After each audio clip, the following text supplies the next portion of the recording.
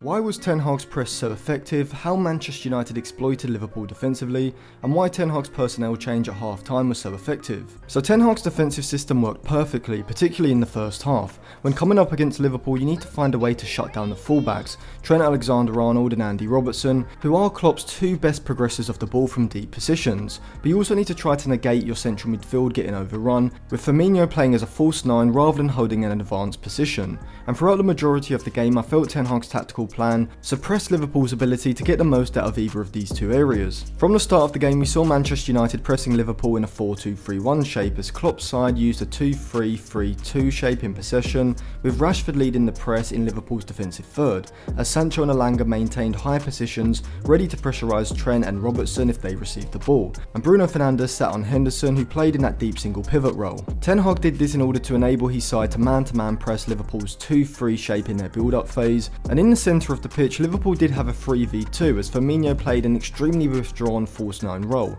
dropping between McTominay and Eriksen, with Harvey Elliott and James Milner pushed up either side of those two. Salah and Diaz would hold their width in the attack, with Diaz inclined to drift more into a central position when Firmino vacated that area. Now, the idea behind this tactically was right from Klopp, so I can see what he was going for, trying to progress the ball through the centre of the pitch and into the final third, with Elanga and Sancho in advanced positions creating a 3 behind Rashford in order to press Liverpool high up the pitch. This left space either side and between United's double pivot. The issue for Liverpool was that they couldn't play out of United's frontline press, and this was firstly because of the man-to-man orientation, which allowed United to apply pressure to a player receiving the ball almost instantly, and secondly because United's press was extremely well coordinated, with each player moving tight to their man as soon as the ball was shifted across the pitch by Liverpool. An example of this was down the flank on the left side. When the ball moved out to Robertson, Sancho would initiate the press, which would act as a signal for Dalot to squeeze onto Diaz, which meant that if the ball did go down the line to the Colombian, Dalot's immediate pressure would stop him being able to turn with the ball. Fernandes would squeeze onto Henderson and McTominay onto whichever Liverpool player was stationed in that left channel,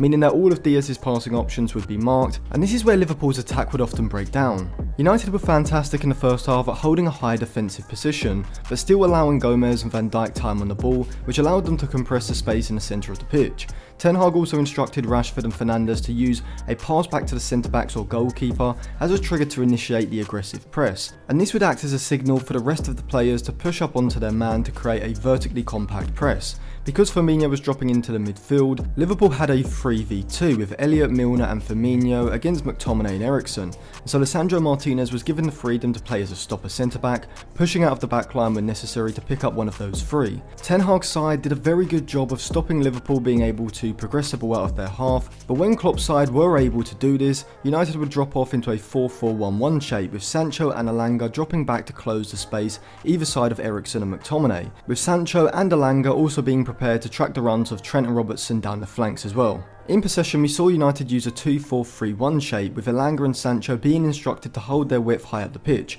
as Bruno Fernandes sat between the lines in behind Rashford. Eriksen was being used in that deep position alongside McTominay instead of Fred, who had partnered McTominay in the opening game against Brighton. Over the years, we have seen Klopp deploy a narrow 4-3-3 out of possession, where the two wide forwards either side of Firmino would retain a high and narrow position. This would make Liverpool's pressing shape very horizontally compact, and with the backline pushing high up the pitch as well, this would lead to Klopp creating a pressing shape that was both horizontally and vertically compact. However, in this game we saw the two wide forwards, Diaz from the left and Mo Salah from the right, playing deeper and wider, creating a midfield 5, giving Liverpool a 4-5-1 defensive shape. Now, maybe Klopp went for this in order to close off the space on the flanks for the fullbacks and force United's centre-backs to have the ball, but I think it actually stemmed from Ten Hag negating Liverpool's ability to counter-press.